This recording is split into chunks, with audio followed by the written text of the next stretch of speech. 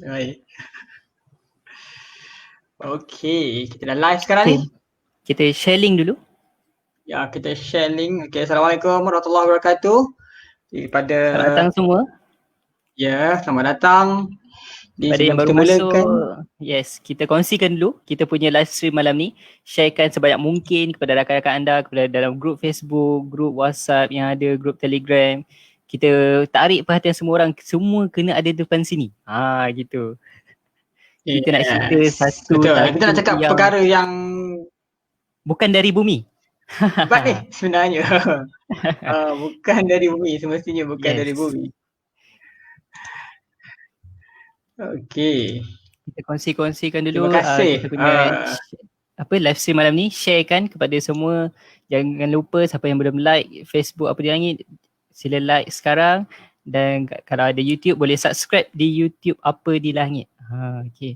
So kita dah ada respon kat sini. Abang Arif. Terima kasih, terima kasih. Tu dia, Tuan Syekh Hafiz Maulana Abdul Razak. Wow, semangat Encik Arif kita daripada Kajang ni. Cik Azam pun ada juga dengan dua teleskop dia. Terima kasih Cik Azam kongsikan. Teleskop baru ni, Cik Azam dia baru beli teleskop baru. Adalah. Okey, kita kongsikan. Salahkan semua. Okey, Cik Khairul Zainal. Mak Khairul Zainal. Terima kasih. Waalaikumsalam. Okey, kongsikan dengan rakan-rakan anda link kita malam ni. Tajuk kita menarik malam ni. Kita akan bicara tentang sesuatu yang bukan dari bumi. Okey. Kita ada pengkaji asteroid yang kita bawakan istimewa. So kita akan bersama beliau sebentar lagi. Teruskan share kita punya live stream malam ni daripada Muhammad Khairul Zainal. Salam semua. Alhamdulillah. Waalaikumsalam, sihat. Okay.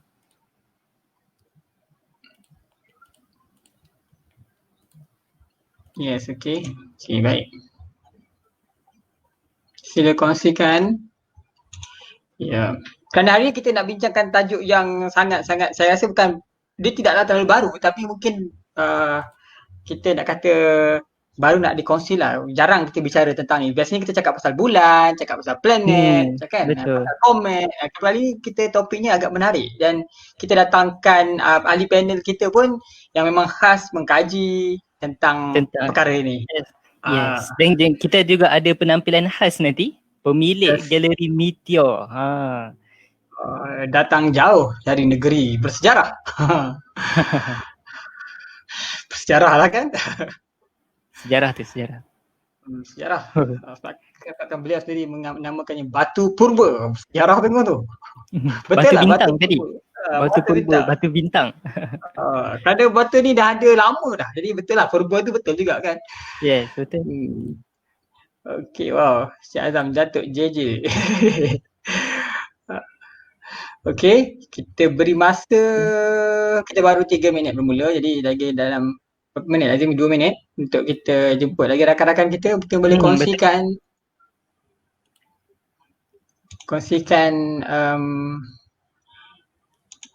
link kita.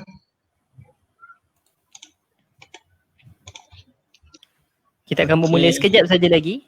Kita raikan dulu pada kawan-kawan kita yang baru masuk. Teruskan share kita punya live stream malam ni. Cik Azam dah respon tu. Taib bintang atau najis bintang. Wow, tak tahulah. Mungkin Cik Azam selaku yang mengkaji tentang sejarah tentang hari ni pun Cik Azam kongsikan pasal kajian beliau tentang falak dan sebagainya kan. Mungkin kita tak tahu dari mana asal usulnya istilah tahi bintang tu. Okey, kan. Kita tak bincang pasal istilah tu. Mungkin akan datang kita boleh bincang pasal terma tahi bintang. Kenapa orang Melayu panggil tahi bintang kan? Menarik juga. Okey. Kita menantikan rakan-rakan kita untuk masuk bersama dengan kita hari ini.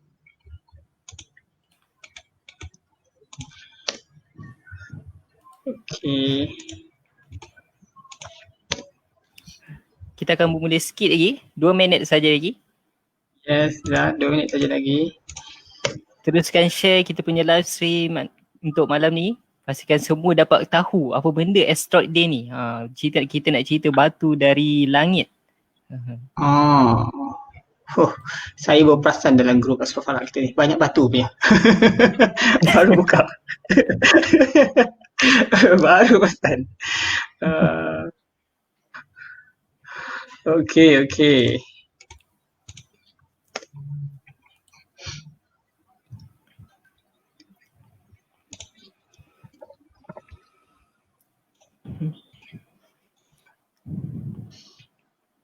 Diharapnya semua sihat malam ni kan. Kita esok adalah hari yang baru untuk 1 Julai. Kerana kita semuanya ekonomi akan mula bermula seperti biasa. Pelajar-pelajar tadika akan mula ke sekolah Tadika baru. Sekolah rendah belum lagi. Sekolah rendah belum lagi. Kemudian tapi kebanyakannya sektor ekonomi pun telah mula. Dia boleh bermula esok kan. Betul. Okey. Jadi kita boleh start. Sebelum kita bermula, saya nak ucapkan selamat datang kepada semua yang baru masuk kita punya live FB malam ni. So tajuk yang kita bawakan pada malam ni adalah batu dari langit. Iaitu manfaat dan ancaman kepada manusia. Jadi kita buat program ni bersempena dengan Asteroid Day yang disambut setiap tahun pada 30 Jun, yang mana ianya adalah sambutan antarabangsa, dan ada juga negara-negara lain yang turut membuat program-program live seperti yang kita lakukan ini. Jadi sebelum kita menjemput kita punya tetamu khas, mungkin saya nak tanyalah kepada Cik Hafiz, mungkin boleh ceritakan dulu apa sebenarnya Asteroid Day ni? Kenapa kita perlu raikan? Okey, kenapa perlu raikan? Kali ni kita raikan benda yang agak pelik kerana kita bercakap pasal batu. Dan tentunya nama batu ni kita namakan dengan batu dari langit. Dia bukan datang daripada perut bumi tapi dia datang daripada langit. Okey, Asteroid Day ni untuk makluman semua, dia ambil sempena tarikh keramat kejadian di Tunguska pada 30 Jun 1908. Jadi pada tarikh itu, kalau siapa yang dapat lihat gambar, pernah lihat gambar peristiwa di Tunguska tu, batu asteroid jatuh di sana dan memberi kesan yang agak luas kerana ada berlakunya pokok-pokok tumbang dan sebagainya. Jadi dia memberi peringatan kepada manusia yang manusia juga boleh pupus, boleh musnah dengan event yang sebegini. Jadi Asteroid Day ni untuk maklumat semua, dia asas dan ada co-founded oleh Stephen Hawking ni. Okey, dan menggalakkan manusia semua sedar bahawasanya pentingnya untuk kita faham apa peranan asteroid dan bagaimana manusia boleh ambil manfaat daripada asteroid. Nanti kita akan kupas pasal manfaat asteroid dan bagaimana kerjasama antarabangsa boleh dilakukan untuk mengenal pasti asteroid yang berbahaya yang boleh memberi ancaman kepada tamadun manusia. Itu antara isi yang penting lah dalam Asteroid Day ni. Jadi kita tahu sebelum ini banyak kejadian asteroid masuk tanpa kita sedar kan. Dalam beberapa kes dalam sejarah tiba-tiba nampak je cerah dan banyak video ditunjukkan. Jadi kita dengan walaupun kita rasa dengan kecanggihan teknologi yang kita ada hari ini seolah-olah banyak mata memandang ke langit, tapi sebenarnya masih banyak lagi yang kita tidak tahu dan masih banyak lagi yang kita belum temui. Jadi kita ada bersama dengan kita malam ni seorang yang mengkaji tentang batu asteroid ni. Nanti bila akan kongsikan bagaimana kita boleh mengesan asteroid, kerana batu asteroid ni bukanlah besar macam planet dan dia tidaklah macam satelit yang kita boleh nampak dan tahu dah dia punya trajektorinya, di mana akan pergi dan sebagainya. Dia boleh muncul tiba-tiba sahaja.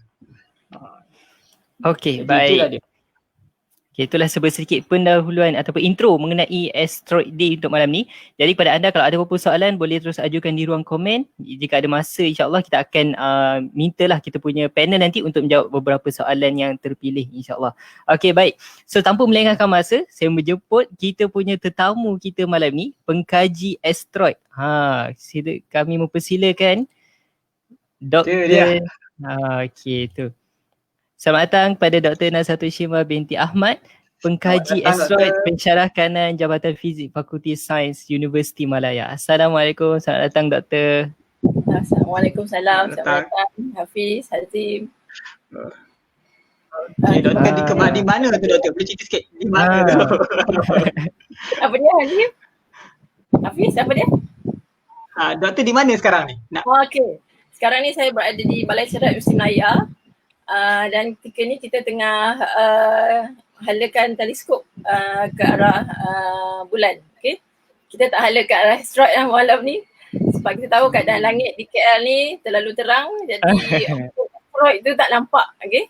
Asteroid ni kalau kita nak tengok, dia kena ke langit yang gelap. Okay. Sebab asteroid ni dia tak mengeluarkan cahaya, dia hanya memantulkan cahaya daripada matahari, jadi kecerahan dia tu tidak sama dengan bintang yang malap. Okay? Dia lebih malap daripada tu. Jadi sebab tu kita ada objek paling terang pada malam ni iaitu bulan. Nanti kalau Haziq boleh sharekan gambar yang kita shoot daripada eyepiece teleskop menggunakan high magnification. Okay? Okay, menarik.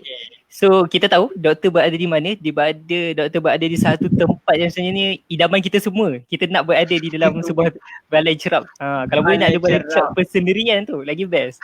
Okay.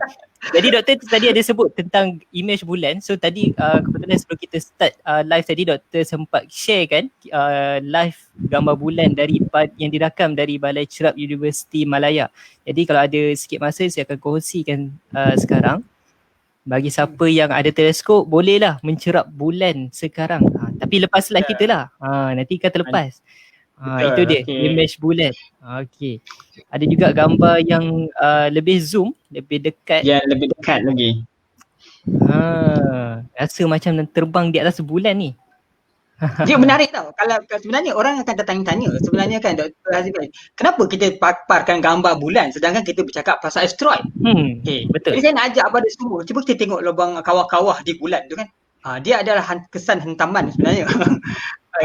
Itu berkenaan dengan apa yang kita akan bincangkan hari ni lah. Yes. Itulah kesan hentaman tu sebenarnya.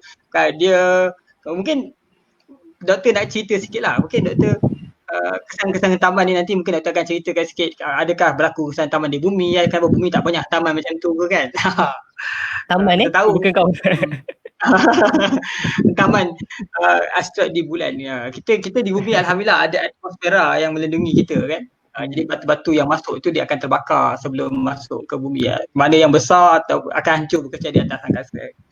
Kalau besar lagi dia akan kesan jadi macam itulah. Kita tahu bulan tidak ada atmosfera. Okey. Baik, itu gambar bulan menarik. Sangat-sangat cantik sebenarnya. Okey, baik.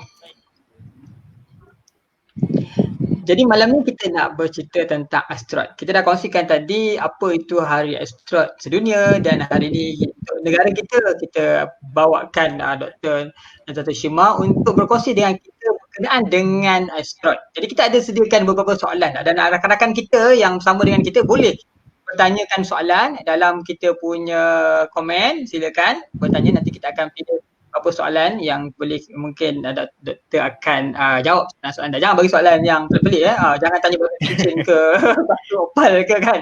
Kita cakap pasal batu dari langit ni. Okay. Alright. Jadi kita mulakanlah. Soalan pertama Azim. Okay. Oh, saya dulu Boleh. Okay.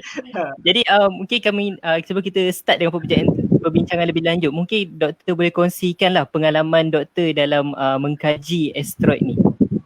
Untuk kita berkenalan dulu, untuk audiens kita kenal. Silakan doktor. Alright. Terima kasih Hazim dan Hafiz. Okay, kami di Universiti Malaya ni di Jabatan Fizik kita ada buat penyidikan ataupun joint collaboration dengan Balai Cerap Langkawi, Balai Cerap Negara di Langkawi untuk kajian asteroid ni. Okay. Disebabkan asteroid ni dia sangat malap, jadi kita memerlukan teleskop yang besar dan juga stable. Okay. Sebab asteroid ni kita perlu pantau dia punya position dia. Sebab daripada position tu kita boleh rekodkan dia punya track. Okay, salah satu kepentingan kajian asteroid ni adalah melaporkan ataupun memantau kedudukan asteroid supaya dari situ kita boleh mengetahui orbit asteroid, terutamanya asteroid yang baru dijumpai. Okay.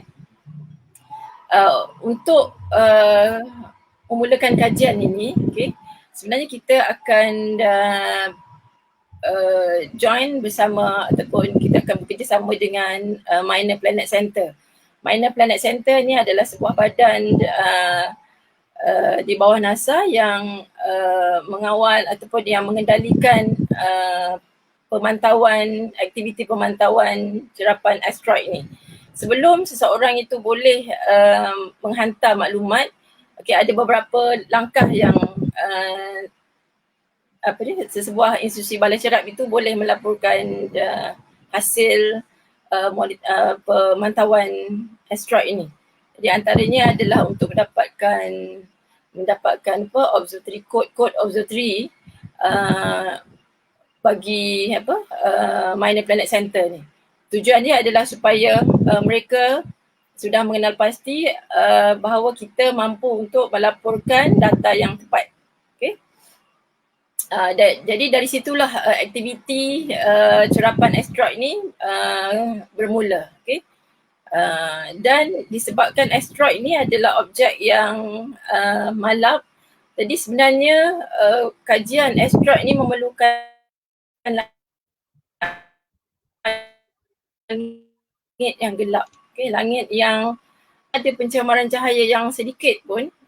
Jadi sebenarnya dia tidak mampu untuk mendapatkan data asteroid yang dalam kategori dikatakan memberi ancaman kepada bumi.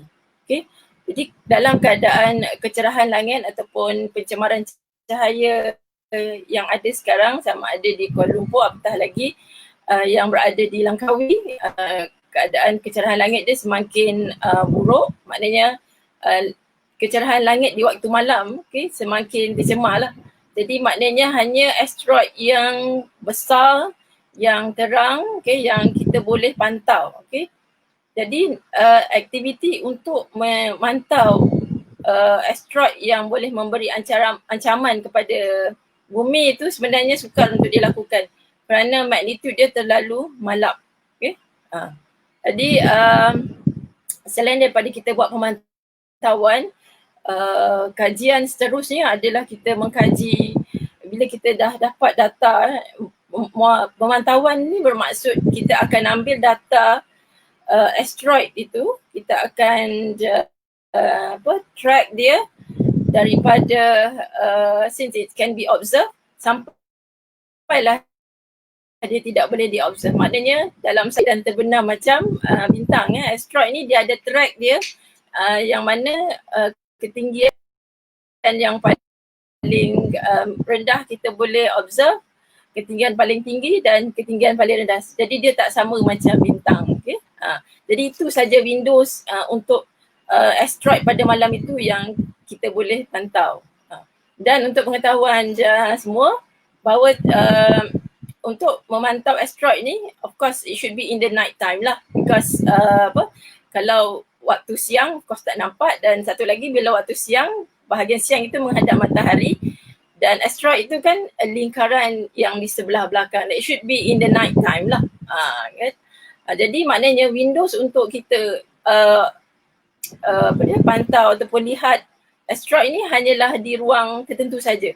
Jadi setiap negara sepatutnya, negara yang mampu untuk melakukan sepatutnya menyumbangkan untuk mengambil data, kerana tidak semua asteroid boleh dipantau melalui satelit. Itu mungkin sedikit pengkongsian dari saya lah tentang apa aktiviti yang telah kami lakukan. Okay. Hazim cakap apa tu? Sorry. Alright. Jadi kita apa yang saya cakap tadi, so kita dapat tahulah bahawa Malaysia sebenarnya juga terlibat secara langsung dalam memberi data astronomi mengenai penjejakan asteroid. Okay. Wow, istilah menjejak asteroid tu memang cari sebenarnya kan. Betul, tapi cuma kita tak boleh sampai menjejak asteroid yang memberi ancaman. Hanya asteroid yang berada di lingkaran asteroid saja, sebab kecerahan langit kita tak membenarkan. Mungkin doktor, kalau doktor sebut memberi ancaman tu kan, boleh doktor huraikan sikit apa maksud memberi ancaman tu? Kenapa kita tidak dapat menjejak asteroid yang memberi ancaman? Adakah kerana dia kecil ataupun kerana dia jauh, kerana waktu malam, atau sebagai apakah cabaran utama bagi kita lah dalam menjejak asteroid? Dalam konteks kat Malaysia ni, dalam konteks kat Malaysia ni, kenapa kita tak boleh nak pantau? Sebabnya pertamanya adalah kecerahan langit kita yang tidak cukup gelap. Asteroid yang boleh memberi ancaman ni adalah asteroid yang berada berdekatan atau berhampiran dengan bumi. Dia tidak berada di kedudukan lingkaran asteroid, di asteroid belt tu. Maknanya orbit asteroid ini yang boleh memberi ancaman ni, atau kita panggil near earth asteroid ni, dia berada lebih dekat orbitnya dengan bumi berbanding asteroid yang berada di lingkaran asteroid. Jadi asteroid ini kebanyakannya bersaiz yang tidaklah sebesar seperti di lingkaran asteroid. Dia saiznya lebih kecil, mungkin dalam 100 lebih meter macam tu. Dia tak adalah sampai 700 sampai 1 kilometer tu. Maknanya dalam 100 lebih meter tu dia sudah, tetapi dia dekat dengan kita dan dia boleh memberi ancaman. Dengan saiz dia yang sebegitu, kita memerlukan langit yang sangat gelap. Maknanya langit yang tidak ada light pollution untuk melihat asteroid tersebut. Maknanya ukuran, kalau dalam astronomi ni, kegelapan tu kita ada ukuran dia kan. Jadi bagi siapa yang biasa dalam astronomi ni, yang biasa dalam imaging, dia tahulah maksud kegelapan tu maknanya dia mesti langit dia sekurang-kurangnya 22 magnitude. Kalau macam di KL ni mungkin sudah jatuh 16. Jadi semakin rendah bacaan magnitude tu, jadi semakin terang langit. Jadi kalau asteroid itu magnitude-nya adalah let's say 22 kan, ataupun 20. Jadi bagi di Langkawi yang ketika ini magnitude-nya sudah turun sehingga 19, jadi kita tak boleh nak pantau magnitude yang 22, ataupun magnitude yang 20 sebab dia tenggelam dalam kecerahan. Tapi bagi negara ataupun tempat-tempat lain yang gelap, dia masih boleh pantau. Itu dalam konteks di Malaysia lah. Jadi kita boleh menyumbangkan data kepada Minor Planet Center ini terhadap asteroid yang kita boleh nampak pada waktu malam ketika situlah. Maknanya yang dia punya magnitude dia dalam lingkungan 16, 17, maknanya dia cukup terang. Bukan cukup terang, maksudnya dia boleh dilihat pada paparan. Nanti saya akan kongsikan bagaimana gambaran asteroid di kalangan bintang-bintang ni. Betapa bintang tu dia terang tapi asteroid tu dia sedikit aja cahaya dia. Menarik. Menarik sangat-sangat. Baik. Hazin, terus soalan kita apa? Soalan kita seterusnya, Cik. Saya dah masuk terus kepada tajuk tentang asteroid kan. Mungkin kita bersama dengan masyarakat kita hari ni yang tertanya-tanya apa beza kan doktor kan. Sekadar untuk makluman umum lah. Beza definisi asteroid, meteor kan, adakah mereka ni sama ke atau macam mana? Dalam segi istilahnya. Definisi asteroid tu apa? Kemudian meteor tu apa? Kan? Adakah asteroid tu komet ke atau seperihan komet ke? Atau ekor komet ke? Kan? Dia maknanya masyarakat kadang-kadang bila kita tengok macam meteor shower, adakah itu? Begitu macam mana? Doktor korek kan? Jadi asteroid ni dia adalah batuan, batuan serpihan daripada proses pembentukan sistem suria pada 4.6 bilion tahun yang lalu. Sebab itu salah satu kepentingan mengkajian asteroid ni adalah untuk melihat ataupun untuk kita mengkaji unsur-unsur kimia 4.6 bilion tahun yang lalu. Itu antara inilah. Jadi berbalik pada soalan tadi, asteroid ni adalah objek batuan di langit ataupun kalau asteroid tu dia kedudukan utamanya adalah di lingkaran asteroid belt ataupun di antara planet Mars dengan Jupiter. Dan dari segi komposisi, okay, beza di antara asteroid, comet, apa lagi, meteoroid. Okay, meteoroid orang selalu tertinggal. Meteoroid, meteor, dan satu lagi comet. Okay, jadi asteroid ni batuan, okay, batuan yang tidak digunakan. Okay, dia bukannya serpihan, memanglah dia serpihan, tapi dia bukanlah dia maknanya batuan itu dia original, dia tidak pernah digunakan untuk membentuk planet. Okay, so maknanya kalau dia sudah membentuk planet dan dia pecah, so telah ada proses evolusi kimia dan sebagainya. Tapi asteroid ni dia original, okay, dia material yang original daripada pembentukan sistem suria itu sendiri. Kemudian komposisinya terdiri daripada batuan, ada yang terdiri daripada logam, okay, mungkin daripada karbon, okay, silika, apa lagi, iron, nikel dan sebagainya. Okay, iron maknanya besi lah kan, nikel. Dan kalau kita tengok kajian ataupun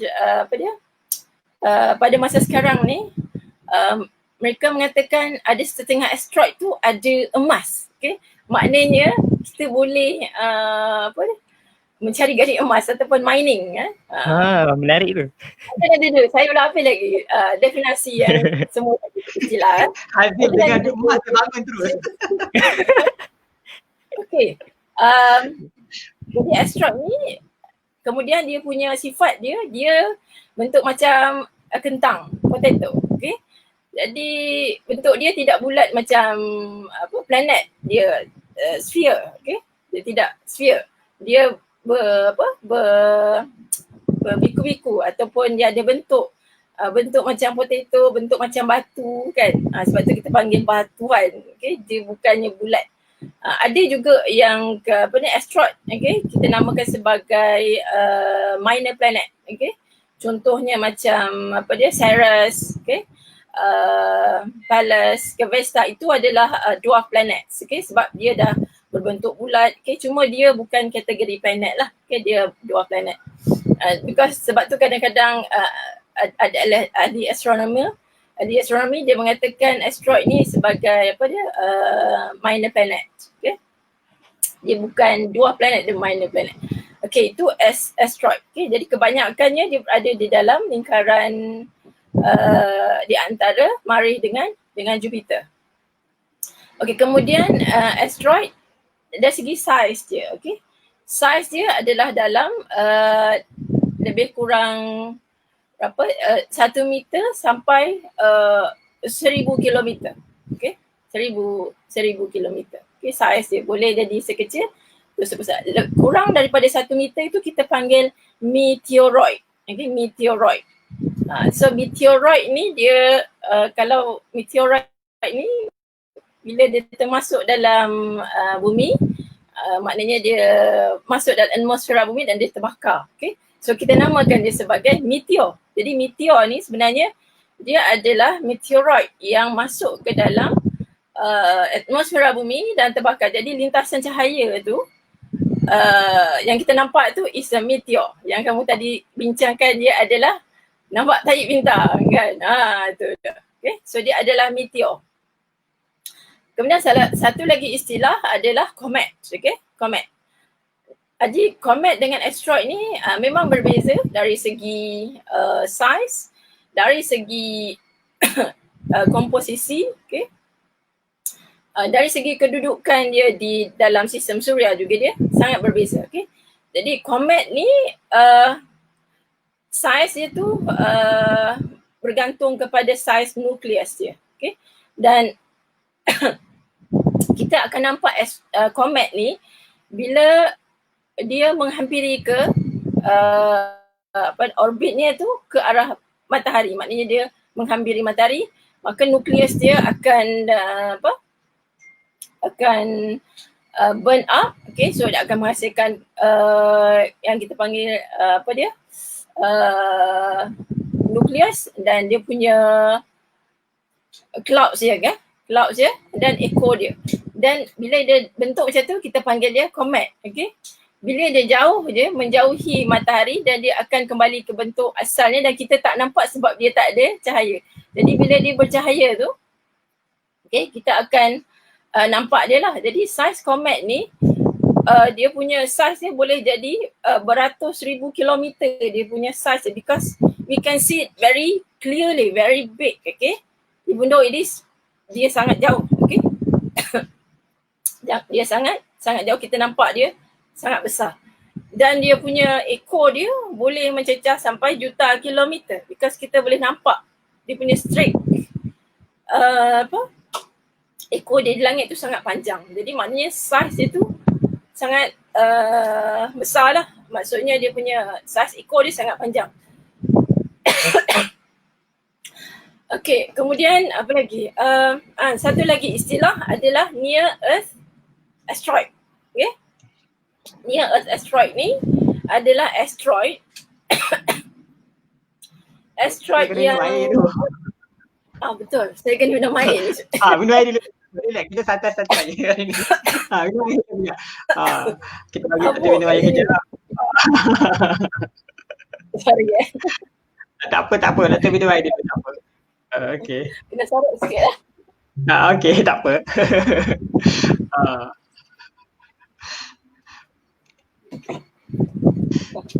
Okay. Alright. Lega sikit. Lega sikit, Alhamdulillah. Okay, jadi near earth asteroid ni adalah objek, adalah asteroid yang mana kedudukan orbitnya tu lebih dekat ke bumi. Okay, maknanya dia termasuk ke arah inner solar system. Kenapa? Sebab daya tarikan di antara matahari dan planet seperti Jupiter dan sebagainya, dan mungkin pelanggaran dengan asteroid menyebabkan orbitnya itu terusik ataupun kita panggil apa, petiut, maknanya ada usikan pada orbitnya dan dia termasuk ke lebih dalam daripada maknanya ke arah bumi, yang lebih dekat dengan bumi. Jadi itu yang memberi ancaman. Yang memberi ancaman satu lagi adalah kerana orbitnya itu, orbit asteroid ini dia boleh memintas orbit bumi. Yang itu sebenarnya memberi ancaman.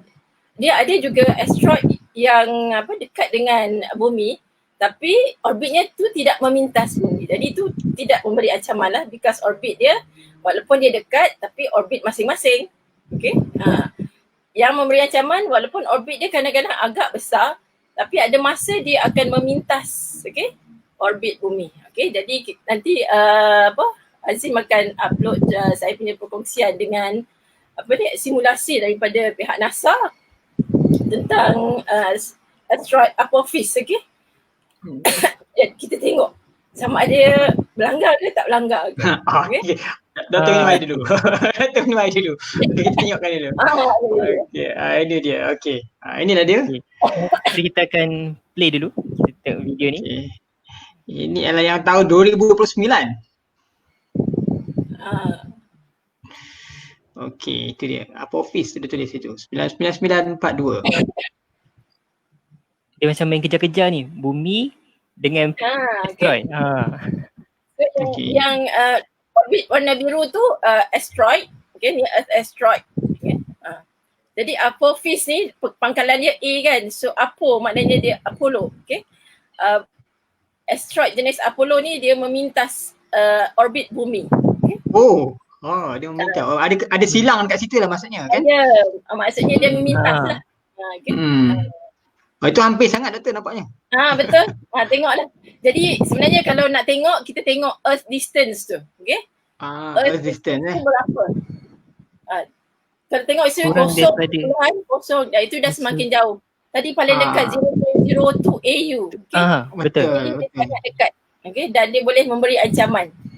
Kalau 0.02 tu maksudnya boleh beri ancaman tu, adakah orbit tu boleh terpesong terus ke bumi ataupun dia memang secara umumnya dia akan terus juga melalui orbit dia? Adakah dia ada possibility untuk terpesong orbit dia kerana dia tarik oleh graviti bumi ataupun secara umumnya dia macam mana walaupun kita tahu dia dekat 0.02 tu dia terus saja dengan orbit dia? Macam mana? Kalau itu kan 0.02 AU tu dalam 5 juta kilometer. Okay. 5 juta kilometer. Boleh asal lega sikit 5 juta kilometer. 5 juta kilometer. Jauh lagi daripada kita dengan bulan kan? Jauh lagi betul. Jauh lagi. Okay. Jadi kadang-kadang daripada sudut pandang ini kita nampak dia memintas kan, memintas. Tapi dari sudut pandang seperti ini dia kadang-kadang begini. Oh, atas dan bawah. Okay, kalau dari sudut pandang ini kan kita nampak dia macam cross. Memintas. Kan? Betul. Macam dia nak memintas lah. Tapi kalau kita pandang dari sudut pandang ini, itu yang jarak 5 juta antara, katalah yang atas ni orbit asteroid, yang bawah ni orbit bumi. So inilah jarak inilah yang dipantau, yang kita namakan sebagai jarak minimum persilangan tadi, jarak minimum pintasan orbit tadi. Jarak antara dia ni dengan dia ni. Yang kita panggil MOID. MOID tu dia mesti 0.05 or less. Dia akan dalam kategori, maknanya asteroid itu dalam kategori yang boleh memberi ancaman ataupun PHA. Kita panggil potential hazardous asteroid. Okay. Kalau dalam Apophis ni doktor, adakah dia besar atau kecil atau macam mana? Yang ni maknanya kiranya kalau size jenis Apophis ni kira besar lah. Walaupun dia memintas, saiz dia tu adakah dia besar ataupun macam mana? Saiz dia tak adalah besar sangat, dalam 100 lebih meter saja. Dia tak besar. Oh, okey. Tapi walaupun begitu, dengan kelajuan dia boleh memberi kesan. Betul, momentum dia. Apophis tu berapa dia punya saiz dia, saya pun tak berapa pasti. Tapi maknanya lebih besar daripada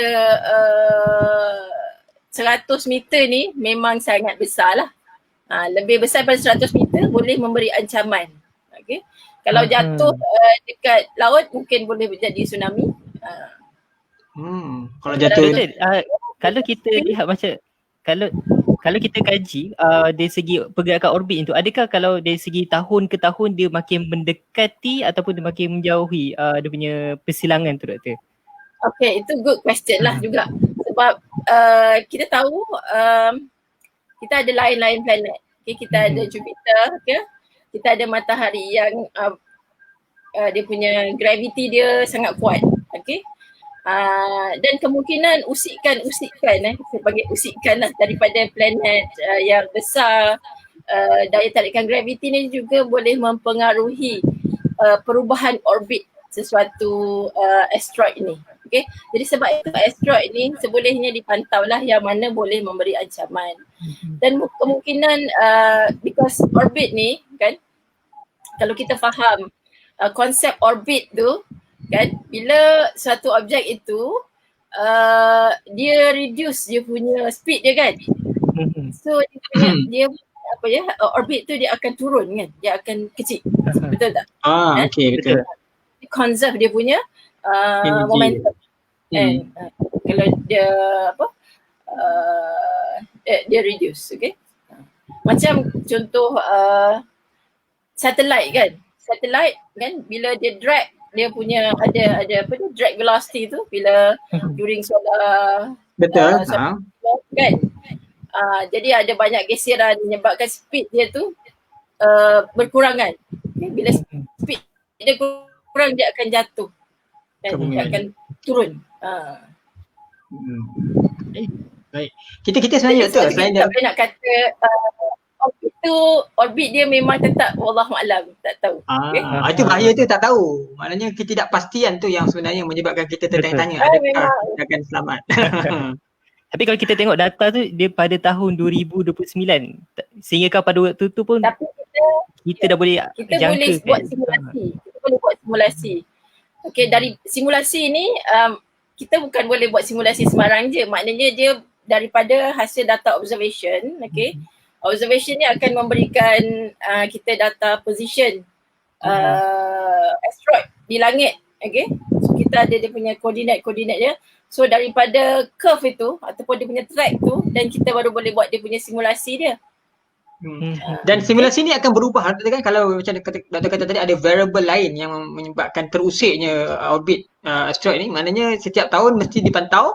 Dan simulasi ni mungkin kita kata reliable untuk hari ni.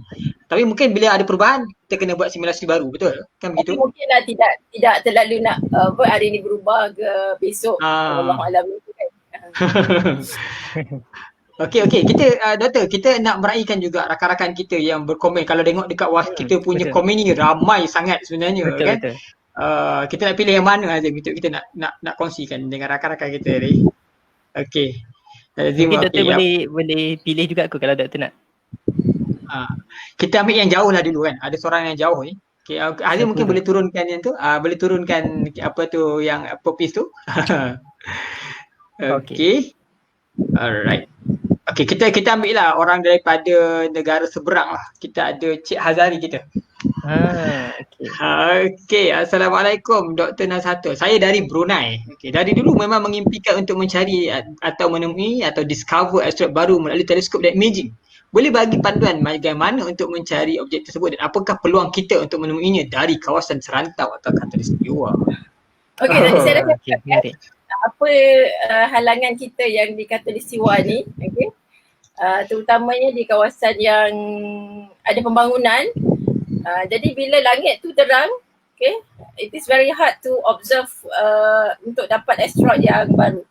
Dan asteroid yang baru ni usually dia akan saiz dia malap lah, dia malap dan mungkin saiz dia agak kecil, okay.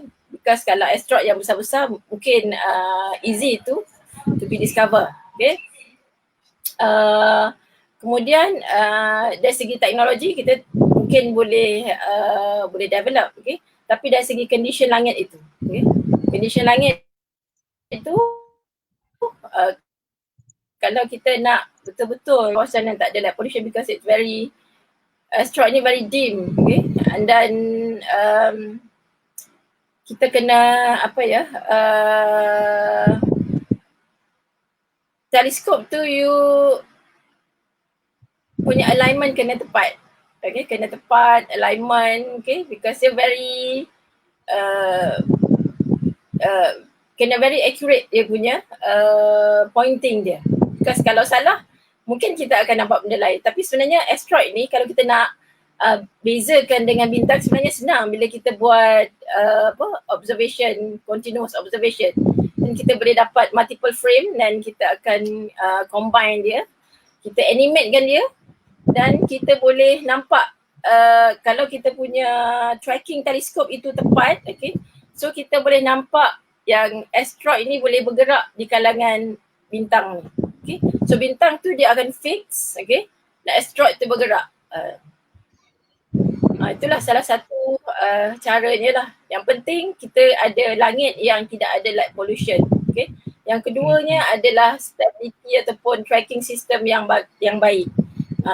Okay. Sebab kalau tracking system tak baik, menyukarkan untuk kita detect yang mana satu asteroid. Okay. Sebab asteroid ni very dim di kalangan bintang. Okay. Okey, baik. Doktor, tadi doktor ada cerita tentang equipment, tentang mounting system yang baik. Kalau dari segi teleskop tu doktor, ada tak macam minimum size teleskop untuk mencerap asteroid ni? Adakah sekecil besar mana, sekecil mana? Asteroid apa yang kamu nak tengok? Kalau kamu nak tengok near earth asteroid, then you have to go a big telescope lah. Because near earth asteroid ni magnitude dia memang very dim. Kan, mungkin ada yang near earth asteroid yang magnitude dia dalam orang kata order belasan ada, tapi tak banyak. Jadi kebanyakan near earth asteroid yang dijumpai semua magnitude dia 20 ke atas. Jadi untuk teleskop yang kita nak tengok magnitude 20 ke atas ni, mungkin Hazim pun ada experience dengan teleskop kan. Jadi macam mana agaknya dia mesti dalam magnitude 20. Kalau support nak tengok asteroid di asteroid belt tu tak ada masalah because dia ada magnitude 10, dia ada magnitude 11, tak ada masalah. Teleskop ni pun boleh tengok asteroid. Okey. Okey, menarik. Yang jadi masalah. I see. Okay. Jadi kita tahu di near earth asteroid tu sifatnya dia bukan seperti yang dekat asteroid belt tu, dia lebih kecil biasanya. Dan sebab itulah dia dim daripada apa yang kita nampak dekat asteroid belt tu. Itu jadikan dia bahaya je. Ya. Kita ada soalan Okey. lagi Azim kan? Okey, kita soalan yang kedua daripada Cik Muhammad Fairuz. Okey. Soalannya, apakah pandangan doktor mengenai teknik pencerapan melalui gelombang radio untuk suplemen pencerapan optikal untuk kes langit khatulistiwa? Menarik, Okey. radar Radio- jadinya. Radio teleskop ni. Radar pun boleh digunakan. Sebenarnya radar boleh digunakan. In fact banyak juga image yang diambil menggunakan radar. Okay, because kita tahu bahawa asteroid ni adalah batuan. Mana bila kita send radar dia boleh return balik ataupun dia boleh reflect balik radar tu. Jadi kita boleh buat some sort of imaging.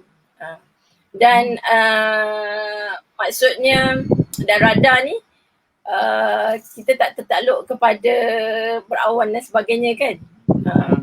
Dan kalau kita guna optical ni bila berawan memang tak boleh lah kita nak buat observation.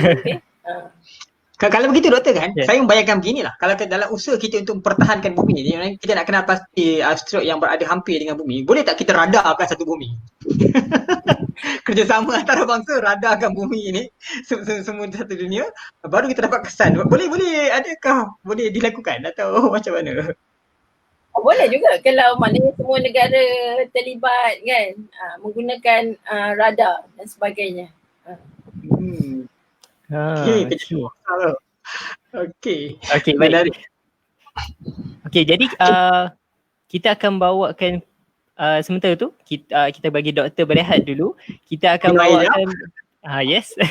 Kita akan bawakan penampilan khas iaitu Datuk Jaafar Jamaluddin, pemilik Galeri Meteor di Melaka. Okey, baik. Sekejap. Okey. Saya kongsikan. Okey. Assalamualaikum. Ya, so kita sekarang berada di Bandaraya Melaka.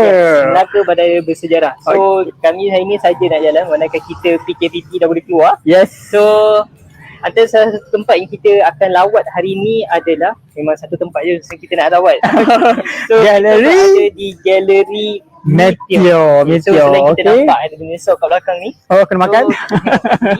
So Kita ini tengok. adalah lokasi Galeri Meteor. Okay, so Yes. Galeri Meteor adalah milik Datuk Jaafar Jamaluddin yang mana beliau memiliki Galeri Meteor ni. So kalau nak tahu lebih lanjut boleh. Kita akan temu rumah beliau. Beliau akan kongsikan apa yang ada dalam galeri ni dan ilmu yang beliau nak kongsikan tentang batu dari langit. Apa motivasi Datuk mengumpul batu ni? Jadi terlebih dahulu saya nak terangkan juga macam mana saya menceburkan diri dalam lapangan batu meteor ni. Kebetulannya benda ni kita pun rancang nak menjadikan pengumpul batu-batu meteor ni. Tapi disebabkan keadaan pada ketika itu, masa itu saya mulakan satu perniagaan batu-batu, bukan kata batu meteor, batu permata di luar negara, khususnya di luar negara di Australia, di mana kita ada batu-batu meteor yang terkenal seperti Baiduri ataupun apa. Dari situlah kita bergerak dan mula menjinak-jinakkan diri dengan batu-batu permata, tapi belum lagi batu meteor. Sebabkan saya duduk di sana agak lama juga, berdamping, bercampur dengan peminat batu-batu. Jadi satu masa saya rasa saya perlu juga membuatkan satu bisnes di mana batu meteor kita menjadikan bahan yang utama. Samping itu saya juga ingin mengubah persepsi orang ke atas nama batu meteor. Kayak bintang nama batu meteor, bahasa kita. Bahasa purba. Nampak tak berapa begitu elok, tak begitu menarik, jadi tarikannya begitu tak memuaskan. Saya cadangkan, saya lebih suka, lebih cenderung kita sebutkan batu meteornya bukan kayak bintang, tapi batu bintang. Lagi nampak cantik dan juga sebab budak-budak sekarang ni dia memang orang tak kenal batu meteor. Dia belajar sekolah keadaan batu meteor bukan taik bintang. Taik bintang dia tercengang, orang tak tahu. Begitulah peringkat permulaan dan sekitar tahun 2004 dengan berbekalkan batu meteor yang saya dapat kumpulkan di luar negara bersama juga dengan telur-telur dinosaur yang jadi fosil yang kita boleh tengok dalam galeri ini, saya pulang ke Malaysia dengan harapan nak mengadakan perniagaan batu-batu meteor dan juga benda-benda yang berkaitan dengan batu meteor. Itulah secara ringkas ya. Tapi kalau ikut pandangan orang, saya pun ada juga. Hanya kawan-kawan saya berkenaan dengan cadangan saya nak buat bisnes batu meteor. Tak ada orang yang bersetuju kata buat batu yang pelik. Nak cari pasaran dia mana ini ke benda yang memang risiko dia begitu tinggi. Jadi tak apalah. Lama-kelamaan benda tu bergerak sampai ke hari ini. Kita tahu yang batu-batu ni semuanya batu daripada langit, tak sama dengan batu yang datang daripada bumi. Jadi boleh tak kalau saya kata batu yang dekat luar tu saya nak kata ini batu daripada langit. Macam mana nak bezakan batu-batu? Okey, memang semua ni tertakluk kepada keilmuan yang kita ada. Tapi sebagai orang biasa yang tak pernah sendiri tengok batu meteor, yang kalau masuk kat galeri saya nak tahu batu perbezaan di antara meteor dan bukan batu meteor, saya bagi misalan macam ni ya. Kalau kita ada dua batu, satu batu meteor, satu bukan batu meteor yang saiz dia lebih kurang serupa. Kalau kita pegang ni, macam saya pegang sekarang ni. Ini saiz dia yang ni lebih kurang serupa ya, saiz dia. Batu meteor berat dia banyak kali ganda berat daripada batu biasa. Hampir kita buat secara random hampir 4-5 kali ganda berat daripada batu biasa. Sebab tahu sajalah batu meteor ni kandungan dia beza daripada batu biasa. Itu secara umumnya. Jadi bukan lagi secara detail, bukan secara tepat.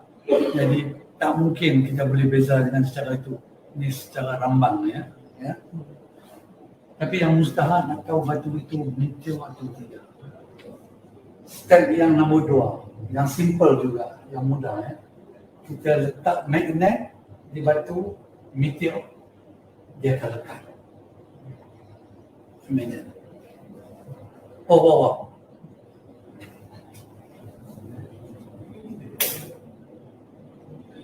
Ya. Dia lekat kuat. Sebab kandungan batu meteor ni adalah besi campur dengan tembaga putih. Yang utama, kandungan yang utama besi, iron dan tembaga putih, nikel. Tiap-tiap batu meteor mesti mempunyai kandungan 2 elemen, besi dan tembaga putih. Okey, kita letak magnet tadi, kita letak yang batu biasa. Ini yang apa nama pengunjung yang datang sini dia orang seronok, dia orang boleh pegang. Ada kita pengumpul batu-batu meteor ni di negara kita. Di negara kita saya kurang pasti. Tak mungkin, kalau tak ada pun mesti saya tahu kan. Tapi di luar negara memang pengumpul banyak. Kalau kita buka Google kan, kita boleh tahu siapa dia pengumpul, apa benda yang dia jual kan, yang ni ada. Sebab benda yang begitu unik macam meteor, yang juga bekalan begitu terhad, yang mempunyai nilai yang tersendiri dari segi komersial dia, dari segi saintifik dia, memang banyak orang yang minat nak beli. Tapi yang penting yang saya kata tadi, kita kena tahu sama ada asli tak asli. Sebab banyak orang tertipu. Dia orang beli online punya kan. Beli online, rupanya bawa batu yang orang beli itu kadang-kadang tak ada kosong. Kadang-kadang batu itu bukan batu meteor kalau selepas buat kajian kan. Ini masalah sikit. Bukanlah saya tak bagi belit. Sebab saya sendiri pun, sebab itu bila siapa yang beli saya punya barang, saya bagi sertifikat pengesahan supaya tidak puas hati. Ya. Dekat galeri Datuk ni ada keris. Apa kaitan keris ni dengan batu meteor? Adakah dia dibina daripada dibuat daripada batu meteor atau macam mana? Ya, memang kita orang Melayu, keris ni satu benda yang begitu penting, yang begitu tradisi untuk kita memilihkan keris ni. Di galeri meteor ni kita tempah beberapa belah keris supaya dapat orang melihat dan membeli keris sama juga. Yang penting di sini kita sebutkan keris meteor. Banyak jatuh dekat luar negara, dekat Rusia, kan, dekat Australia, pasal-pasal tu akhirnya dia tinggalkan kawah yang luas. Tapi dekat Malaysia tu kan, kita banyak hutan, gunung ganang. Ada tak kawasan yang batu meteor jatuh dekat negara kita ni? Benda jatuh batu meteor ni memang ada. Dia sentiasa ada jatuh. Tapi sama ada kita boleh cari dapat tak dapat, itu soal nombor 2. Macam pengunjung yang datang bawa batu meteor yang dia jumpa tempat ni kan, dia kata dia jumpa dalam gua pun ada. Ini jadi dia punya sumber dia dapat mana tu masih lagi keraguan. Tapi di Malaysia ni tidak, mesti ada jatuh, tidak macam mana orang kita Malaysia dulu buat keris campuran tai bintang, batu keris meteor, mesti ada jatuh. Tapi soalnya sama ada dia jatuh, dia simpan atau dia jatuh, dia jual ke orang yang tu tak pasti. Tapi yang saya tahu di Malaysia ni di Perak ada jatuh dekat belah Lumut, ada dia orang cakap. Tapi apabila saya pergi tempat tu, saya tengok batu, dari saya punya ilmu bukan batu meteor asli. Jadi susah. Tapi yang saya tahu yang terdekat sekali, yang tahu di Langkawi. Ada orang cerita kita jatuh di Padang Maksirat kalau tak salah, ataupun dekat dengan Masuri punya. Tapi dia punya batu tak ada. Dia punya kawah kecil dia ada. Itu ceritalah kepada semua pakar-pakar pengunjung yang ke Melaka, datanglah melawat ke galeri meteor yang ditempatkan di Museum Sejarah, Museum Rakyat. Okey. Kita sedikit perkongsian penampilan khas yang kita bawakan dari Melaka. Datuk Jaafar Jamaluddin yang merupakan pemilik galeri meteor di Bandar Hilir, Melaka. Bagi siapa yang nak masuk, boleh nanti pergi ke sana. Sekarang PKPP kita dah boleh melawat, dah boleh bawa keluarga pergi tengok bagaimana rupa meteor, boleh pegang, boleh rasa dekat situ. Okey. Oh, okey. Jadi seterusnya kita akan tunggu soalan. Yes, soalan-soalan yang kita ada dapat daripada ruang komen di Facebook ni. Jadi saya akan up lah satu di sini. Okey, daripada Muhammad Ashraf bin Anwar. Assalamualaikum Hafiz Hazim dan Dr. Nas. Saya Ashraf dari Kuala Pilah. Saya ada 2 soalan. Betulkah di dalam asteroid ada emas dan asteroid terdiri daripada apa secara keseluruhannya? Okey, terima kasih. Silakan Doktor.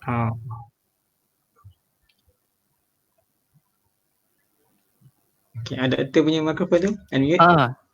Okay, tak dengar doktor, kena unmute mikrofon. Okay. Okay, sorry. Tadi saya ada sentuh sikit kan tentang kemungkinan ada emas dalam asteroid. Okay. Jadi kajian daripada, sebab sekarang ni ramai orang mengkaji dan alat semakin canggih. Okay. Jadi mungkin ada antara dapatan daripada kajian-kajian tersebut menunjukkan bahawa adanya emas, okay? Dan daripada pembacaan saya, mereka ada yang merancang untuk melakukan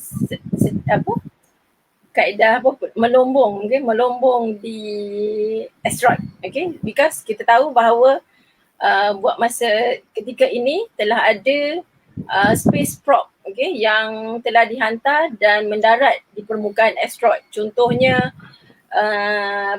asteroid Itokawa. Okay, Itokawa yang mana space probe nama Hayabusa, okay, telah dihantar untuk mendarat untuk mengambil sampel. Okay. So asteroid Itokawa ni merupakan asteroid near Earth asteroid, okay, jenis Apollo juga, okay. Dan mereka ambil sampel, okay, daripada asteroid ni untuk dibawa pulang untuk dikaji, dan mereka dapati bahawa asteroid ini kandungan dia adalah banyaknya H2O ataupun OH, maknanya asteroid yang kandungan airnya banyak, okay. Dia ada banyak kandungan air dalam asteroid. Jadi maknanya di sini kita dapat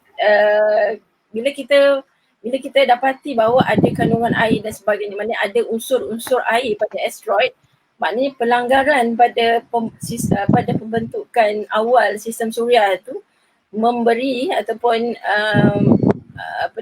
menjadi punca kepada kewujudan air di sistem planet, contohnya di bumi. Okay. And kemudian Hayabusa yang kedua, okay, juga telah dirancang, okay, dan mungkin akan mendarat di asteroid juga near Earth asteroid, okay.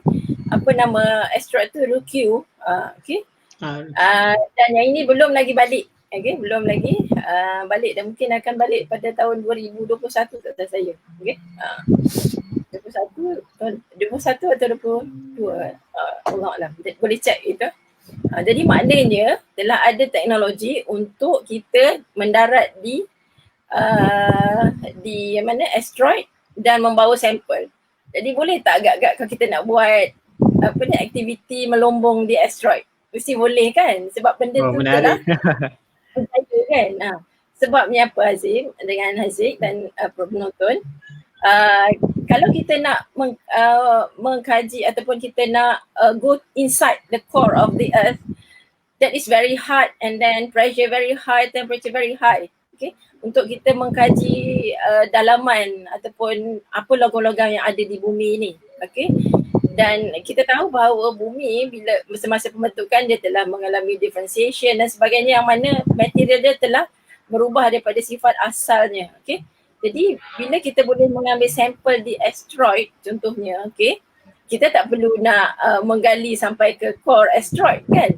Jadi kita boleh ambil je sampel, bawa balik dan kita boleh kaji. Cuma kos untuk hantar je lah kan. Maknanya kita perlu untuk menggali dalam dengan tekanan dan temperature dan sebagainya. Okay. Kemudian dia kata apa? Komposisi asteroid, okay.